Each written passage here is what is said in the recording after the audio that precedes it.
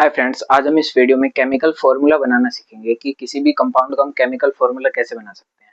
अगर हम एक एग्जांपल लें सोडियम क्लोराइड का, सोडियम क्लोराइड, तो सोडियम का जो सिंबल होता है वो होता है Na और क्लोराइड का जो सिंबल होता है वो Cl। अब बस केमिकल फॉर्मूला बनाने के लिए हमें वैलेंसी की जरूरत होती है। जैसे सोडियम की वैलेंसी जो होती है वो होती है 1 और क्लोराइड की भी वैलेंसी होती है 1। अब इन दोनों की हम क्रॉस मल्टीप्लाई करेंगे, इसकी इसके साथ अपोजिट क्रॉस मल्टीप्लाई करेंगे।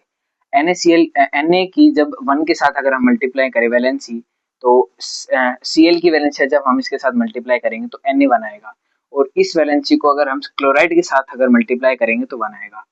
अब अगर इन दोनों की वैलेंसी सेम है तो ये यहाँ पर लिखे नहीं जाएंगे, मतलब रिप्रेजेंट नहीं किए जाएंगे।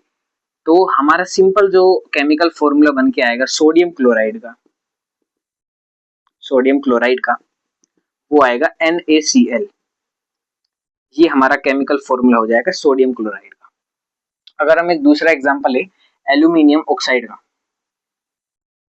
एल्यूमिनियम ऑक्साइड, तो एल्यूमिनियम का जो सिंबल होता है वो होता है Al और ऑक्साइड का O।